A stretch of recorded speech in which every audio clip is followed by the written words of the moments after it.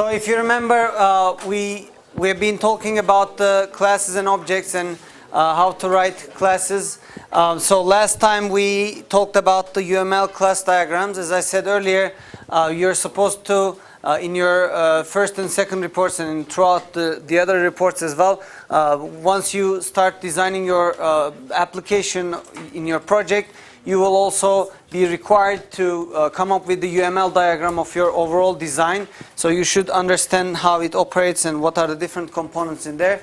As we said in the die example, we had two classes, if you remember, rolling dice and the die class, which actually uses it. And you list, as you can see here, the instance variables, such as the face value and its type, and then also the methods are listed followed by that. So you have the roll, which returns an integer, and set face value, such as takes an integer argument and returns a void, which basically doesn't return anything.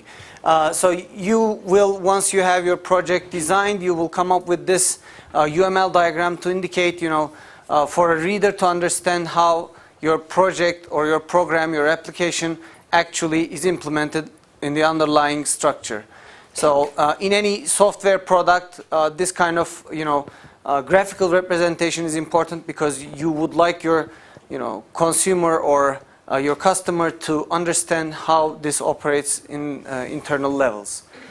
So if you have any questions related to UML diagrams, we can talk about that later on as well. However, be prepared to work on the UML diagrams with your projects.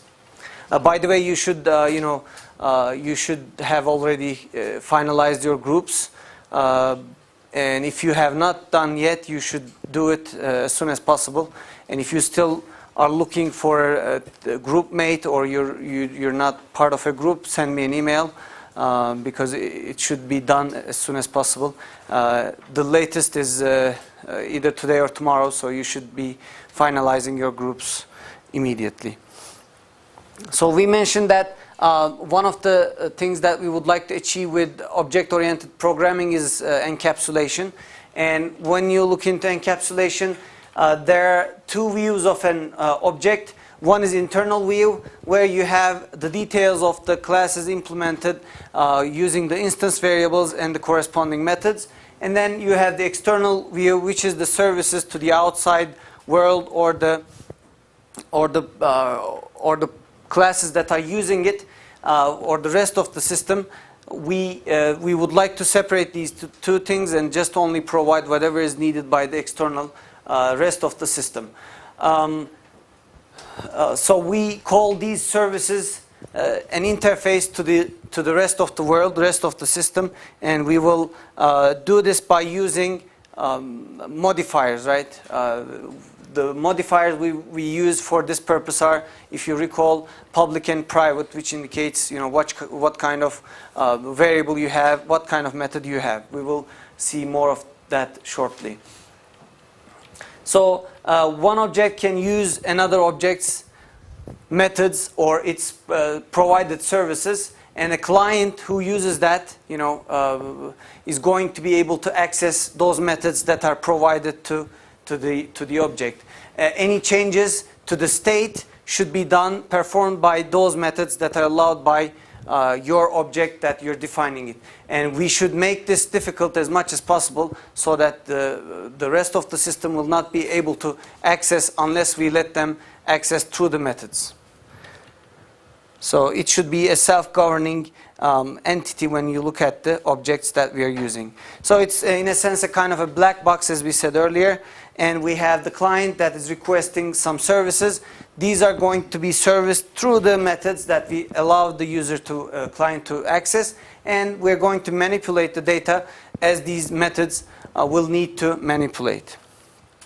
And as I said just earlier, the visibility modifiers are the ones which we use to perform these tasks. It's a reserved word that we use for indicating whether a variable is or a method is a private, public, protected, what kind of variable that is we express by using the modifier, the reserved word that we use here. And if you recall, final has been used for what purposes? what do we use for final?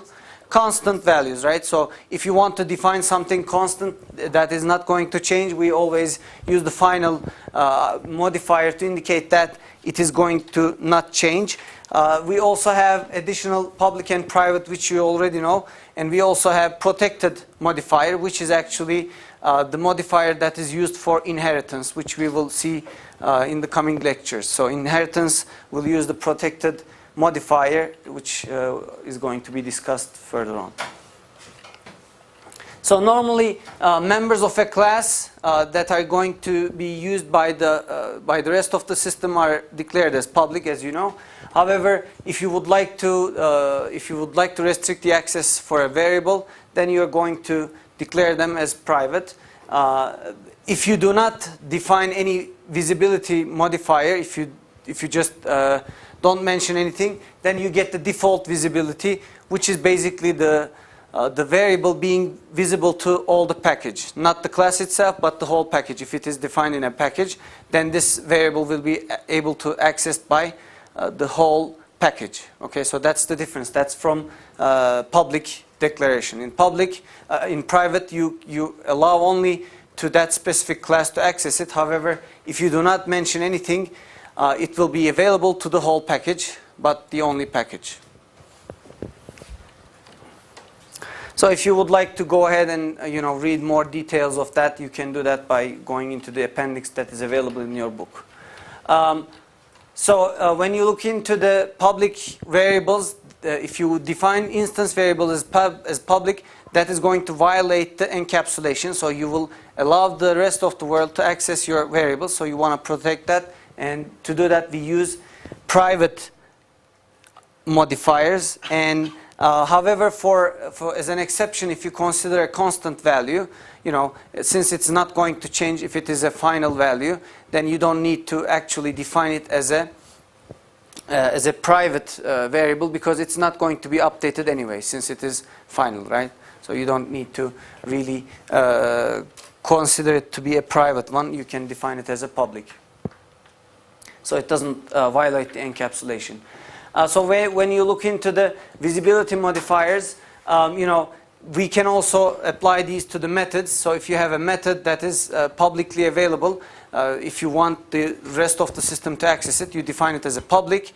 However, if you are going to only use the method within your class, you're going to define it then as a private, right? Because it is going to be only used by some of the methods in your class, then you can declare it as a private method. So what do we call this kind of methods? If I define a method as a private, first of all, what's the purpose again? It is going to only assist the other methods, right? If I define it as a private, because it's not going to be accessed from the outside world anyway, so it should be used by one of the methods that I have there. Then the second thing is that these are called as support methods that support the other methods that you defined as public, right? So they are called support methods that is going to support the rest of the class that you have.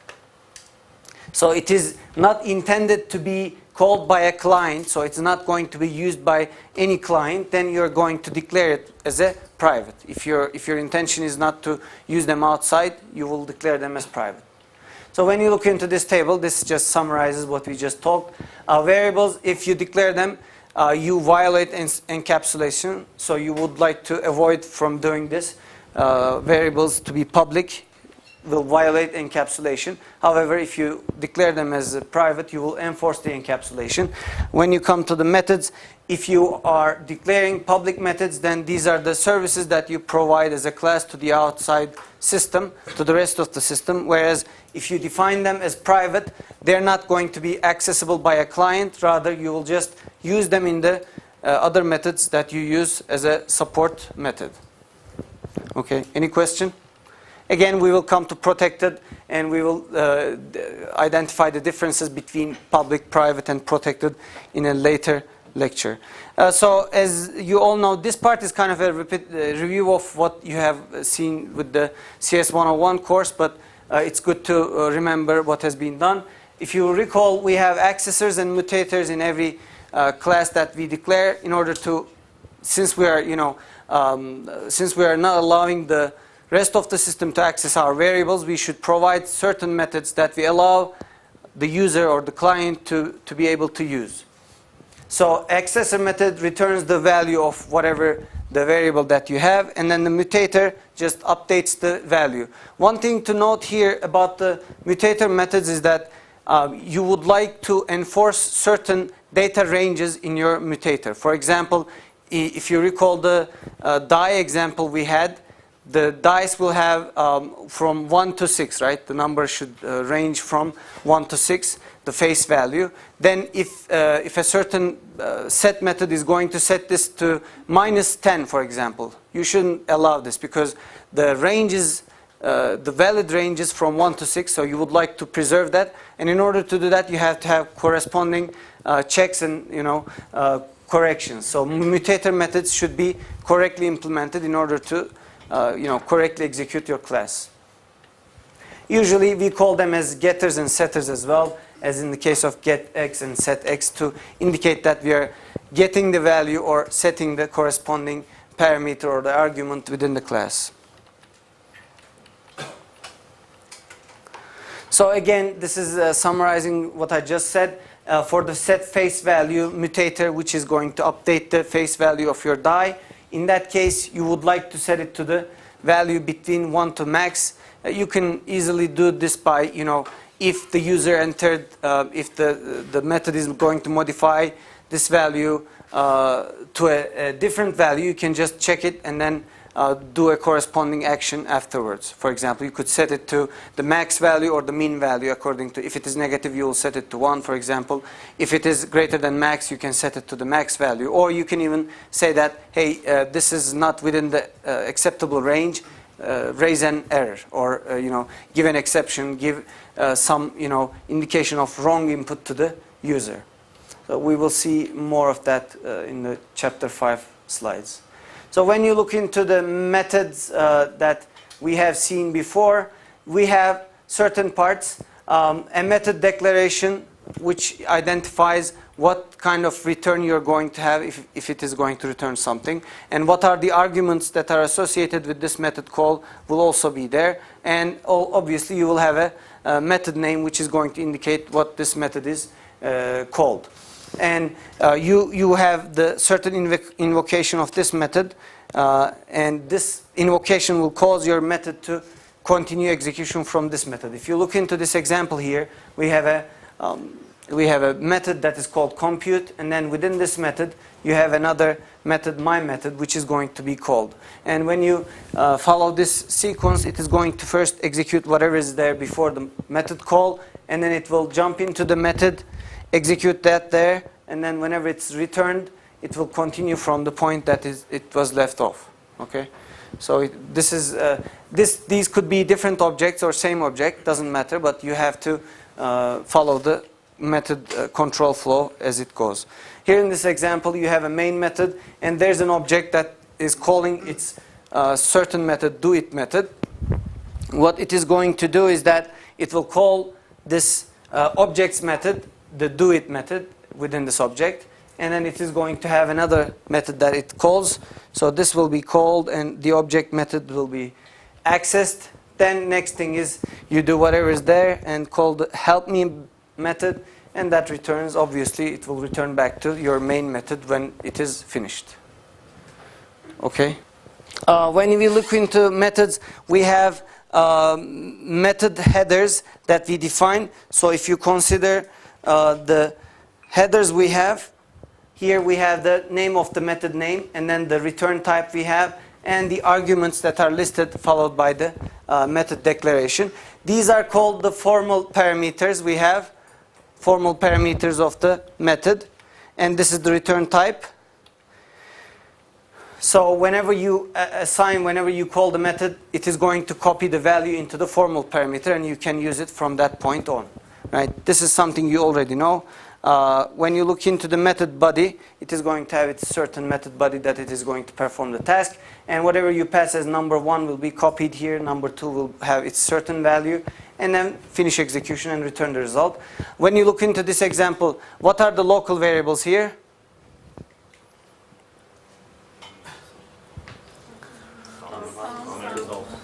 You have the sum and then the result. And also we have the formal parameters that are also kind of a local variables, which are actually reserve the space when this method is called. So when the method is called, you have all these variables have their memory spaces allocated for them, and then also for the local variables you have the memory allocation. And whenever this method is finished and returns, it is going to it's going to release the area that is reserved for these variables. So these are called local data, and the others, these are called the formal parameters, which are destroyed once the method invocation is finished. And as you can see, we have a result that is going to return whatever that is as the result of this thing. This should match the type that it returns at the end. So if you recall, what does this char at do? It finds the character of the string at the index of something. Exactly. So it is going to return you the messages character at the position that is given by sum. So if you, for example, give a let's say I would like to I have a message Ali, that is the string, and then I have my int number 1 as 0 and the other one as 1. So if this is the method call that I have, so I have a call something like this. What it is going to return is a result of let's say I have char ch that is going to return me a character, and it is going to have the integer values added 0 plus 1, and it is going to get the character at position here in this string. What is the position? Since we start with 0, right? This is the index 0, and then this is position 1. It is going to return me in ch will have a character that is equal to L, right? So this is I just wanted to remind what char does in string library. Any question? So you have to obviously match the return type to the return of the method. So the values should have the same type in order to return a correct result. Otherwise, you'll get an error. The parameters will be copied from, for example, if you have a call something like this, obj.calc, if you have this method, then it is going to copy all these values to the formal parameters and use them. When you look into this example, you have 25 copied into number 1, count copied into number 2, and then hello as used as the message from this point on within the method. So local variables are created and then destroyed once the method is over. So that's the only place where they will be alive and they will be used. After that, they will be released and the memory will be released to be used for other purposes. So when we consider an example such as a bank account, we will have the state of the account, as we said earlier, which is going to be defined by the instance variables, and then we will have the methods or the services or the behavior of our class to the rest of the world. So we will, if you consider an account class, what should be the state? What should be the instance variables for an account? What can you think of? Name of the customer. Name of the account holder, and then you could have password, you could have a balance that indicates how much money he or she has, or ID, or anything you can think of that is going to represent a certain account. And then what could be the methods that you can write for this account class? Get balance. For example, get balance, or you could set the balance, and then you could get the name, set the name, or you can withdraw, right? You can deposit, you can, for example, if you have a method that is going to return you an interest rate, you can have a method that is going to say get interest, for example, or those type of methods that you can declare or as the behavior of the account class. So the driver program is going to do the driving tasks as you may need.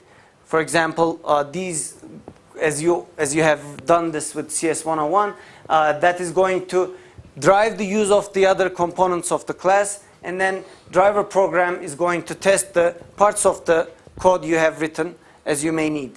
So these are called the driver programs. You have already written driver programs before. So if you look into this example, we have the transactions.java, which is the driver program, and account.java, which is the main class that we define our class, as I will show you shortly.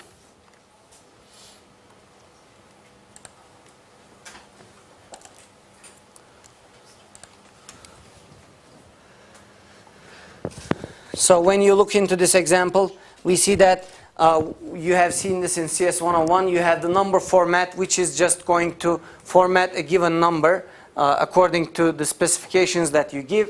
And we have our class, so we will use this library. We have our class account, and then you have the rate, which is the interest rate defined to be 0.035, which is, as you can see, a constant value.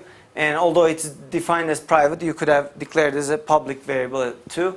And then you have three other instance variables, which are private long account number, private double balance, so you have the balance, and then the name of the account holder are all kept as instance variables. These are the state indicators of your current object. And then we have an account. What is this? This is a constructor. If you recall, constructors do not have any return type, so you can just, by looking at public after the name, you can say that this is a constructor. Obviously, you could have a default constructor without nothing. However, this one initializes the account whenever it's created with certain settings. As in this case, you have the string owner, which just provides the name of the account holder, and then the account number, and you give the initial balance if you want to set a certain balance at the beginning when you open an account. So it's going to just copy these values, these formal parameters, into the instance variables, and whatever they are, they will be copied, and the object will be instantiated. And when you look into the methods that we have within this class, you see that we have a deposit method, which is just going to take an amount, and as an argument, it's going to take the amount that you would like to deposit, and then update your balance to be balance plus amount, so the new balance will be obtained.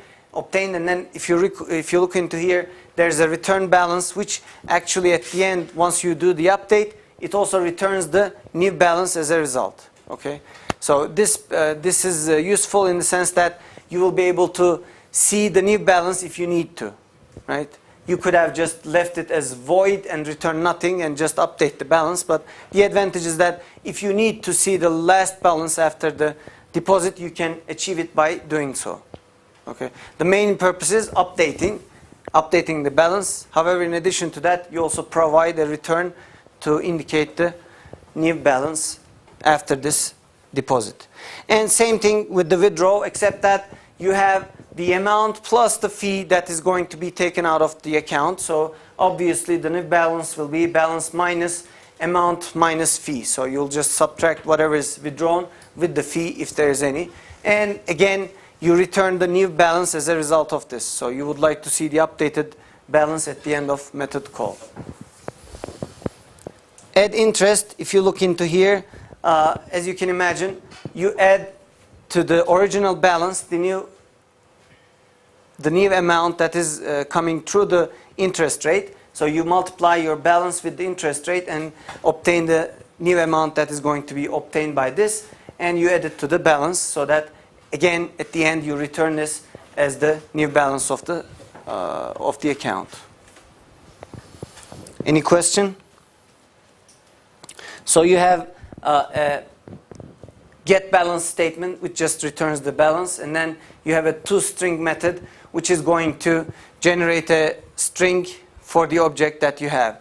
It is going to be, if you recall, it's going to be called whenever you call this object with a system out print line statement or string concatenation, or those type of things will automatically call this toString method in order to generate a string version of it. So if you look into the string version, what we have is it is going to provide a format, number format, which is the get currency instance. So our current currency is set to be the US because this is the default currency settings, which has 2 points after the decimal point. So it's going to just print 2 more digits after the decimal point as a result. And when you look into this, it is going to return as a string the account number plus, what does this indicate? Provides a space.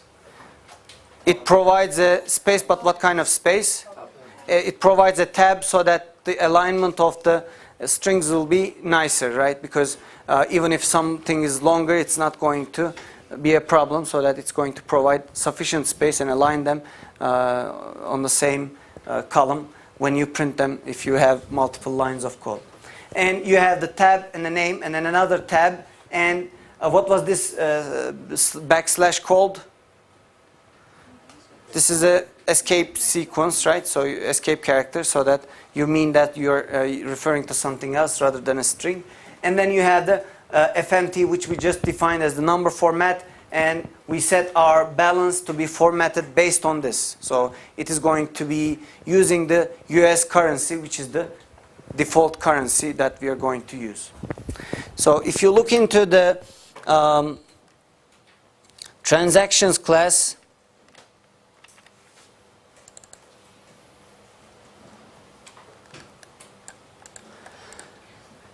you see that it's just the driver again.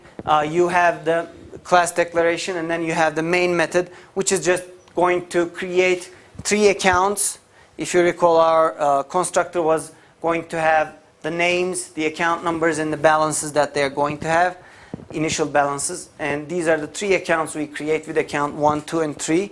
And afterwards, you just perform a couple of things to see whether they're working correctly. And then account 1 deposit this amount, and you try to get the new balance of Smith by doing this deposit. So you have account 2 deposit 500.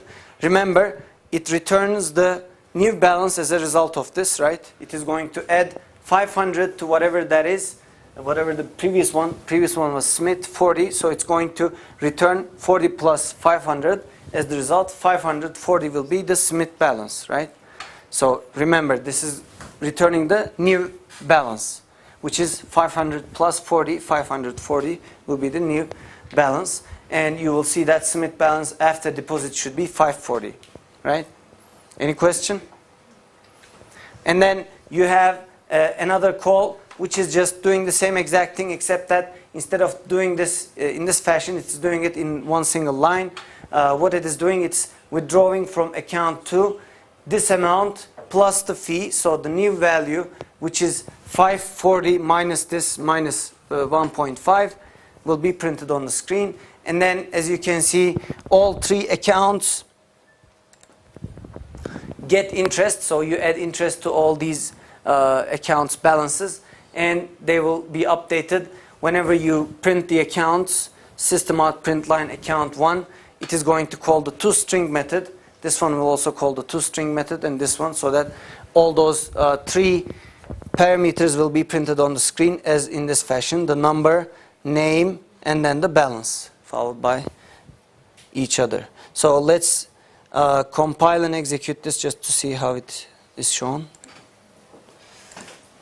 So if you look into here, this is the Smith balance after deposit 540. So this is the first balance update. And then you do the withdrawal, which is just taking that much plus the fee from the account, and it's printing the updated value. And the last 3 lines are the system out print line statements with all 3 accounts. The tab is going to achieve this if you look into here. Although you have a longer name here, the numbers, the account balances are aligned on the same column when you put a tab there. Any question?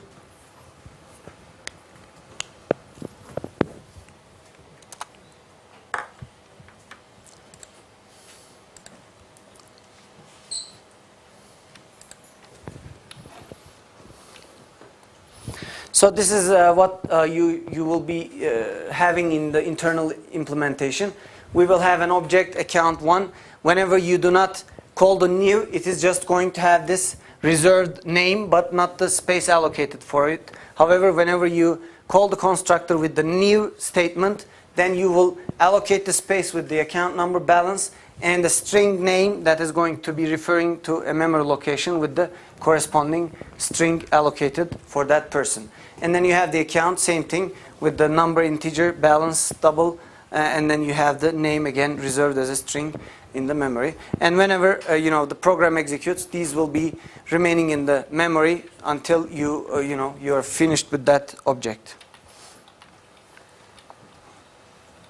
So if you look into the account class, there are certain things that you could do. For the first thing, what you could do is you can add setters and getters. If you look back to the example, let's see. The account only has get balance. However, you could have a statement, a method that is going to get the name and get the ID or account number of the user. And also, if you look into here, the withdraw, for example, what if you have an amount that the person would like to withdraw as a negative value? So does it check for that? No, right? If I enter negative 100, it's just going to try to withdraw that money, which shouldn't be valid. Anything else you can think of as a problem for this method? Fee should not be negative. Yeah, fee should not be negative. Anything else? What if I don't have enough money? Does it allow me to withdraw it still? But it can still return a negative value. It doesn't know whether this is an account that needs to be positive, So you have to make sure that it is going to be positive at all times. And you can do that by, for example, preventing this balance to be negative. If amount plus fee is greater than balance, do not perform this, otherwise perform it, and that kind of thing you can do. Obviously, you can allow an account to go negative, or you can allow an account to go up until a certain level to a negative value. But again, you have to make sure that everything is set clear in terms of what is available to the client in order to be able to perform these tasks.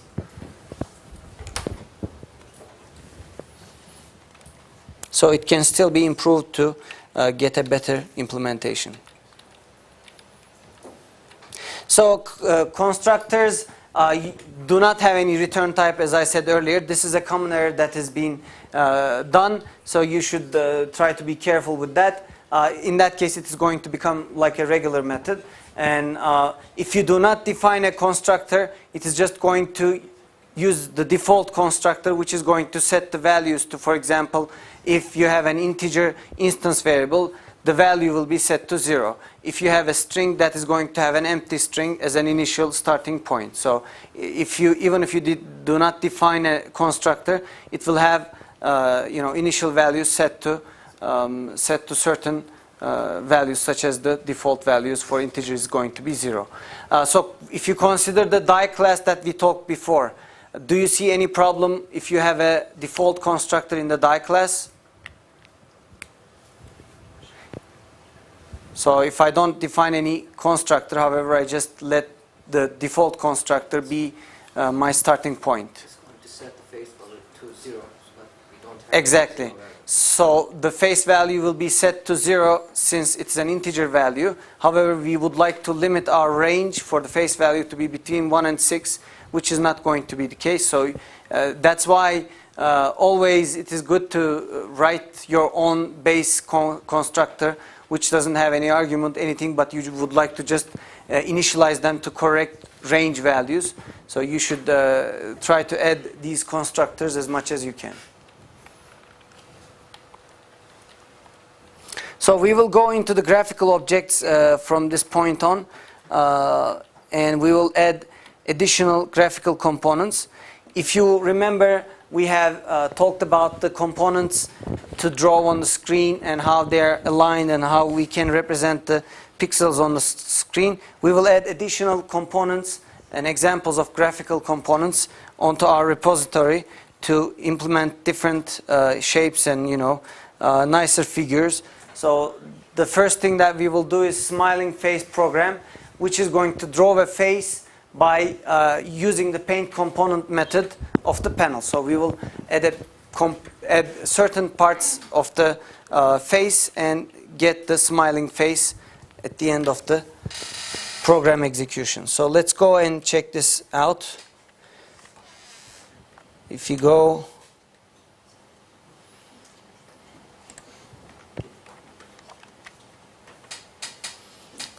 smiling face and then this one.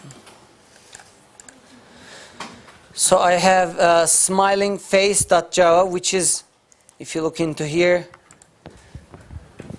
import Java Swing JFrame, so it's going to use the frames. And then we have the class name, class smiling face. Then we start with the main method. So I have the void main, and I create my frame, JFrame frame. It's going to have the title smiling face on my frame.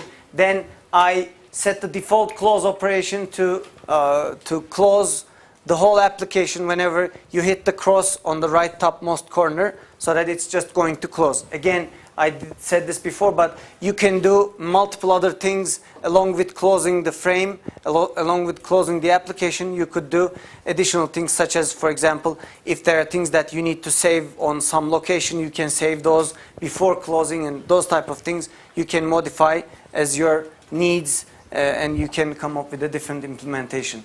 So when we created the frame, the next thing that we do is we add a panel on top of this.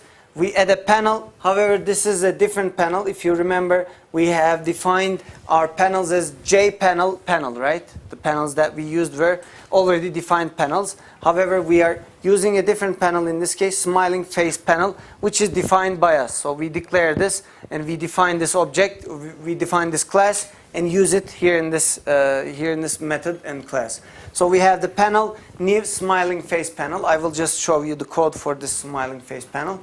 And what we do next, we add into the content the panel that we are going to add onto.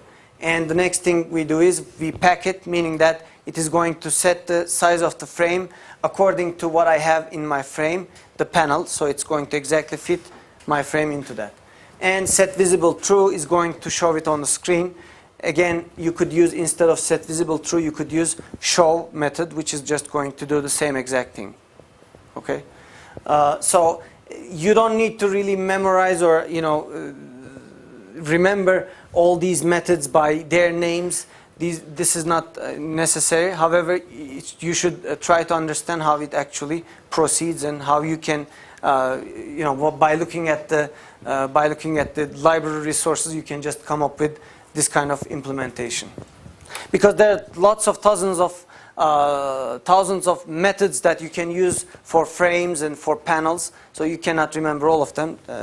You can just take a look and understand how it operates and work on it. So when you look into the smiling face panel, which I just mentioned, you see that public class smiling face extends JPanel. So this is actually, if you recall, extends indicate, what does it indicate? It indicates inheritance. So my new panel that I'm designing, smiling face panel, is going to extend the features of JPanel. So it is going to use the JPanel features, and on top of that I could add additional things, or I can modify some of the methods that I have there, override them, and we will see inheritance a lot more detail in the coming lectures, but now just understand that it is going to use the JPanel properties. However, it adds more onto that. And again, this is part of the Java Swing and abstract windowing toolkit libraries. So we have the final int, which is the base x and base y values. So we have a coordinate system that we are basing everything on.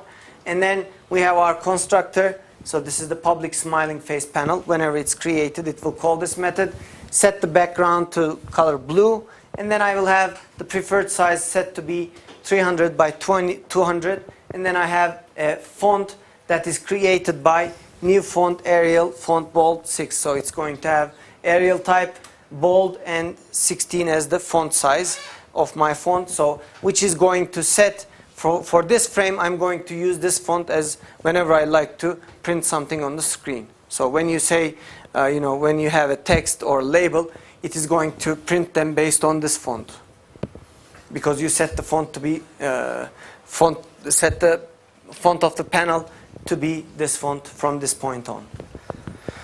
So when you look into the paint component, this is actually whenever you open up the frame immediately calls this panel's paint component method. So it is going to print whatever is here on the screen.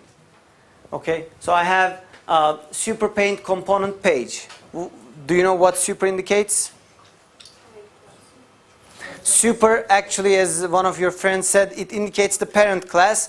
So what you would like to do is, before adding whatever you're going to add onto your panel, you would like to add the components that are already built or ready by the super class or the parent class of your current class. So it's going to just add everything on J panel on the screen, and then on top of that you're going to paint these on top of that. So it calls the paint component of the super or the parent class, and then we add these onto what we have here. As you can see, you set the color to yellow, and then from this point on until I set it to another color, I will use the yellow color. So until this point my color will be yellow, and I will have two ovals filled for head and ears. And then I have a black color, and then I have two eyes that I'm printing. Again, these are coordinates which we don't need to go into details. And I have pupils which are going to be printed, and then I have eyebrows, nose, mouth, and I have at the end I have the two text. Always remember that you are unique and just like everyone else are printed on the screen with the given font.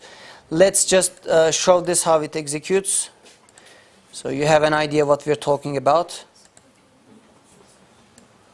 So this is the face that is printed on the screen.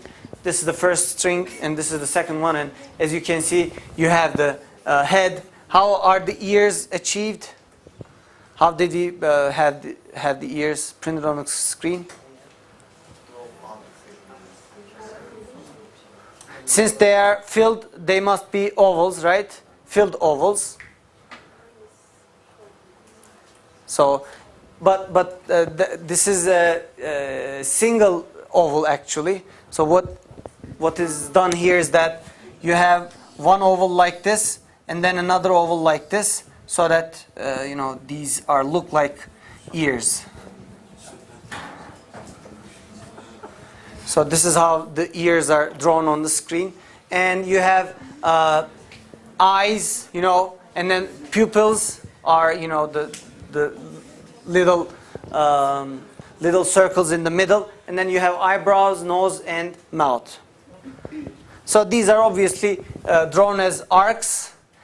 These eyebrows, face, eyebrows, nose, and mouth, and then the rest are either circles or filled ovals.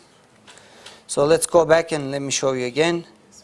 So as you can see, we have the fill oval for the head and ears, one for ears, one for head, and then you have eyes, two eyes which are just circles, draw oval, and then you have fill oval for the pupils, göz bebeği, pupil, and then you have eyebrows, and you have mouth and nose drawn as an arc. As you can imagine, look at this one, this draw arc, for example, the mouth. Where do you start? This is the starting angle, 180.